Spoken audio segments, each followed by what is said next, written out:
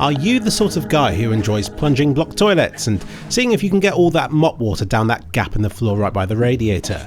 Maybe you get a thrill from fishing out all your girlfriend's long black hair from the shower drain. Up till now, the video game market has been lacking stuff made for you.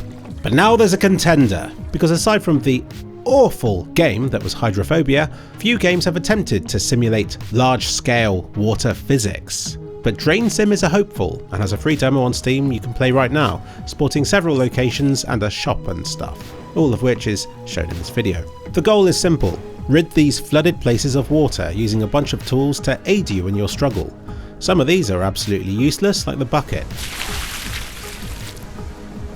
while others, like the pump, are super overpowered. As I was unclogging drains for the third time, I had this confused moment.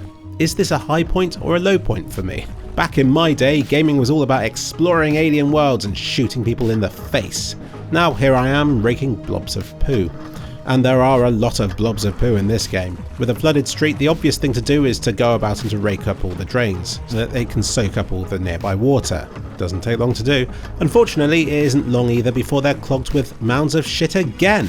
I actually found it quite annoying how quickly these things got blocked up, again and again and again. No wonder this town's in trouble if this is what's in the water. But that's why you need to employ multiple things at once, namely the pumps to pump water out of flooded buildings and into the street, and then more pumps situated in the street and flowing into a nearby river. There's a tactically damaged pavement just here to allow for easy water flow. Every street should have one. I feel like this game shares a lot in common with Teardown, in that they've both come up with some novel physics and have tried to build a game around that feature.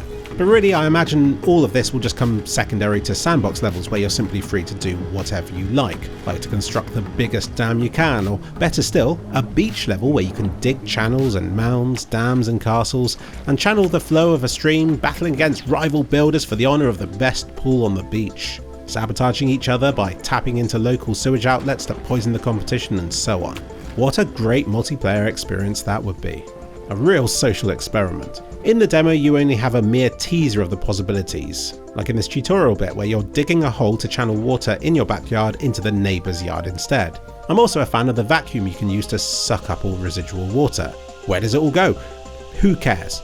Meanwhile, the inflatable barriers actually require filling up with water, and then spew it all out again once you try to deflate them. There are definitely a few cool ideas in this game that will require bigger challenges in later levels to unlock their true potential. There is currently a day-night simulation and placeable lights which require generators to power, which all just seems like needless distraction from the water dissipation simulation. I can imagine some terrifying levels later on though, set flooding boats, lit solely through these lights, where you have to constantly balance the pumps you're using against the lights as you battle against the elements.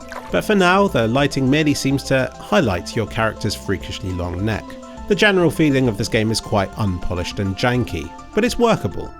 And it has the most pointless loading screen load bar ever in the history of loading bars. The navigation about the place is a bit wobbly. I'd like a larger inventory so there's not quite so much back and forthing, and it can sometimes be awkward to line stuff up and to figure out the difference between toggling something on and off or just removing it entirely. And it can sometimes be awkward to line up cables and sometimes just to turn something on and you end up removing it instead by mistake. I take responsibility, but it is a bit janky.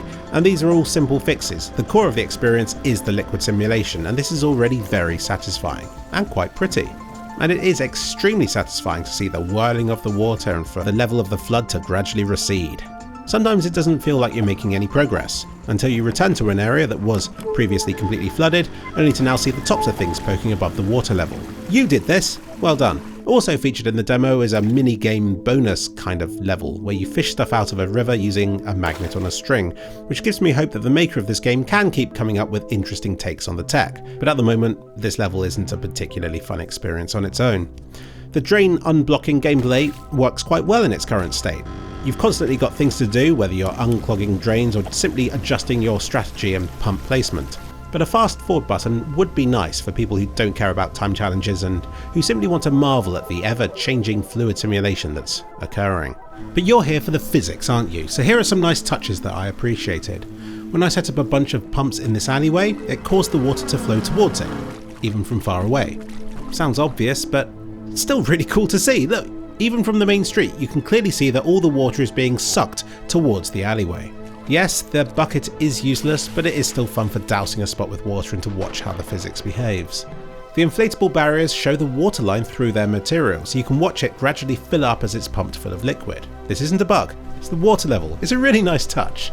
And placing and then immediately removing these things is a fun way to create quite large waves, which behave really realistically.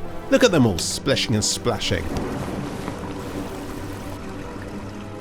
This here was my experiment to try and fill the pool up so that it spills out into the streets around it, but unfortunately there just wasn't enough water by this point to fill them. But then I had a brainwave. What about this cafe?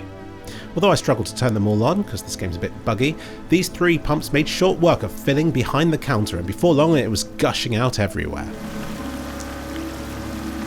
I then attempted to flood the entire cafe by blocking the doors with inflatable barriers and by pumping it in from the street.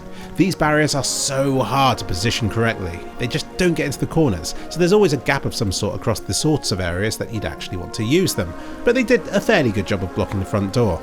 Sadly, I soon discovered that the back door, although you can't open it, it was still flooding through there like crazy, so I attempted to plug both of these at the same time.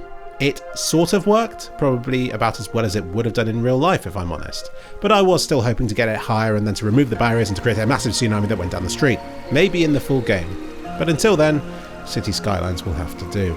So those are my thoughts on Drainsim. Nice to see a game attempt accurate liquid simulation on a large scale again, but it will really come down to the levels that are on offer and the imagination of the game's maker, which really was Hydrophobia's downfall. But here I'm hopeful and will be keeping an eye on this game's development.